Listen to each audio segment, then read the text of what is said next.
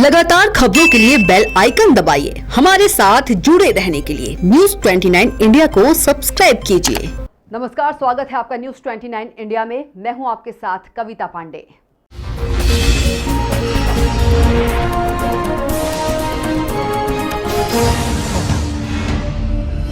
मध्य प्रदेश के सागर जिले में मानवता को शर्मसार करने वाला एक मामला सामने आया है, जहां राशन के बदले धर्म का सौदा कोरोना वायरस संक्रमण के दौरान लगाए गए लॉकडाउन के समय से किया जा रहा है। इस मामले की खबर ना तो सरकार को है और न ही प्रशासन को, जिसके चलते बड़े पैमाने पर दलित, आदिवासियों और अन्य कमजोर तबके के लोगों को धर्म परिवर्तन करने की संभावना जताई जा रही है।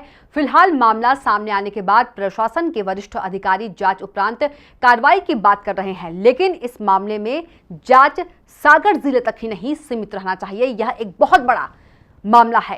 कहीं ऐसा तो नहीं देश के अन्य हिस्सों में भी लॉकडाउन पीरियड के दौरान धर्मांतरण के प्रयास का यह खेल चालू हुआ हो और अब तक धर्म परिवर्तित कई लोगों ने कर लिया हो।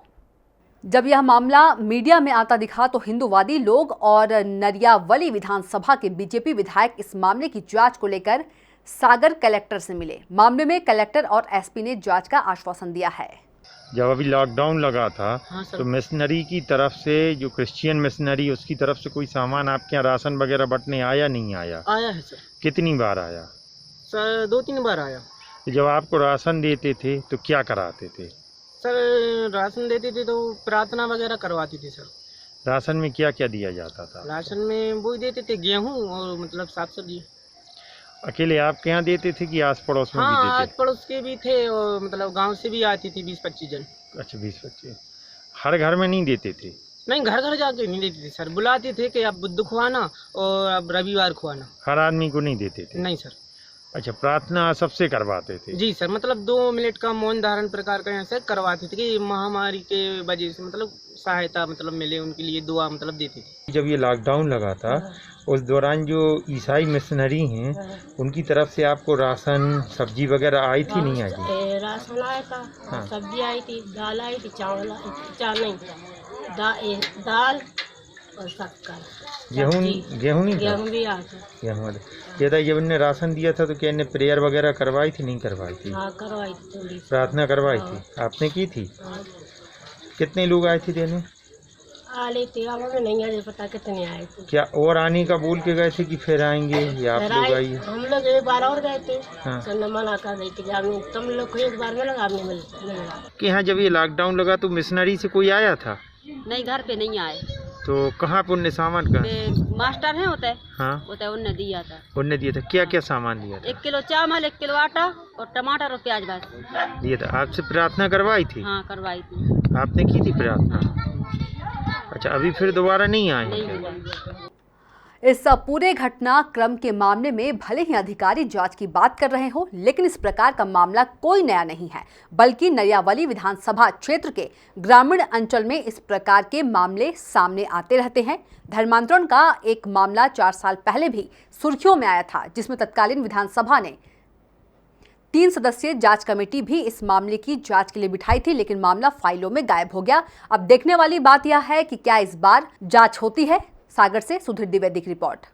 लॉकडाउन के दौरान सागर जिले में लगभग 50,000 माइग्रेंट लेबर बाहर से आए हैं और कई गरीब बस्तियों में विभिन्न सामाजिक संगठनों के माध्यम से हम लोगों ने अनाज और आवश्यक सामग्रियों का प्रदाय किया है।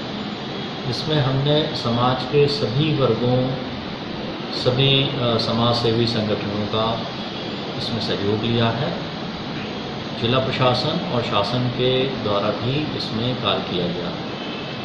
अगर कहीं कोई हमें सप्रमाण शिकायत प्राप्त होती है कि कोई लालच देके धर्म परिवर्तन का प्रयास हुआ है तो इसमें हम वैधानिक कार्रवाई सुनिश्चित करेंगे, क्योंकि धर्म परिवर्तन के जो वैधानिक प्रावधान हैं उसमें किसी दबाव या लालच के माध्यम से धर्म परिवर्तन करना कानूनन अपराध है और हमें आपके माध्यम से आज जानकारी मिली है।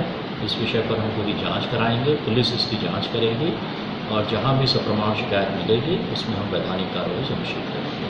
आज हम लोगों ने सभी कार्यकर्ताओं के साथ जो हमारे विधानसभा क्षेत्र के, चाहे वो बाछलौन हो, पटकुई हो, बरारू हो, रिठौड़ा हो,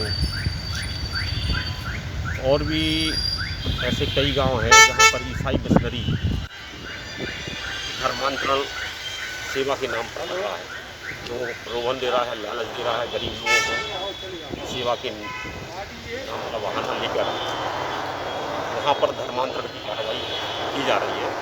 और इसके संबंध में पूर्व में भी हम लोगों ने विधानसभा में उठाया था, ध्यान का आकर्षण भी लगाया था, विधानसभा में प्रश्न भी लगाया था, विधानसभा की एक कमेटी बैठी बनी थी, उसकी कार्रवाई भी अधूरी है। आज फिर माननीय कलेक्टर साहब को ज्ञापन दिया है और उनसे मांग की है कि इसकी कमेटी, जांच कमेटी बनाई जाए और एक मरियम चौक के पटकुई में बना लिया है बिना कोई प्रशासन की इजाज़त से। और ये भी मांग की है कि इनकी जितनी भी सेंटर हैं उन पे कैसे इनका निर्माण हुआ है, कहाँ से इनकी फंडिंग हो रही है, कहाँ कितनी ज़मीन पर इन्हें स्वीकृति दी है, इन सब विषयों को लेकर भी धर्म रक्षा संगठन द्वारा एक आज ज्ञापन दिया गया है जिसमें कि सागर जिले के कुछ हिस्सों में इन्होंने धर्मांतरण की बात कही है और इस ज्ञापन को नगर पुलिस अधीक्षक के पास भिजवाया जा रहा है और 1 सप्ताह में वो जांच करके रिपोर्ट देंगे। यदि रिपोर्ट में कुछ इस तरह के तथ्य आते तो निश्चित तौर पे इस पर वैधानिक कार्रवाई की जाएगी। अगर वो सोशल वर्क करना चाह रहे हैं, लोगों के लिए मदद पहुंचाना जा रहे हैं, उसका तो स्वागत है, लेकिन उसके पीछे अगर उनकी धर्मांतरण की इच्छा है और प्रार्थना करवा रहे हैं ईसा मसीह की, उसकी तो हम निंदा करते हैं, उसकी शिकायत भी करेंगे। उनका तरीका ये है कि सबसे पहले वो लोगों की मदद करने जाती है, फिर उसके बाद में ईसा मसीह की जो वो उनकी बंदा है, वो बंदा से वो शुरुआत कर देते हैं। आप मदद करिए ना, आप उनकी मदद करिए, उनकी गरीबी से क्यों खेल रहे हैं। धर्मांतरण का कांग्रेस के समय में आरोप लगाने वाली मौजूदा सरकार भारतीय जनता पार्टी की जो शिवराज सिंह की है, आज खुद वही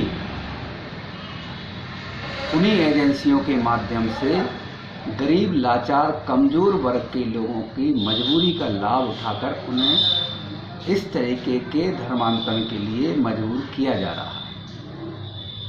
यह मैं इसलिए कहना चाहता हूँ कि आप यहाँ देखिए, जहाँ जहाँ भी जो भी ये एजेंसियां हैं जो गरीबों को सहायता देने के नाम पर उनके यहाँ भेजने का काम कौन कर रहा है? ये जिला प्रशासन और शासन ने सूचियां बना के उन्हें सुपुर्द कर दी।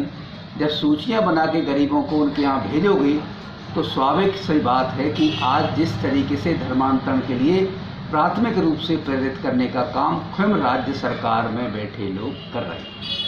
तो आप देखते रहिए न्यूज़ 29 इंडिया, एक देश सारे प्रदेश।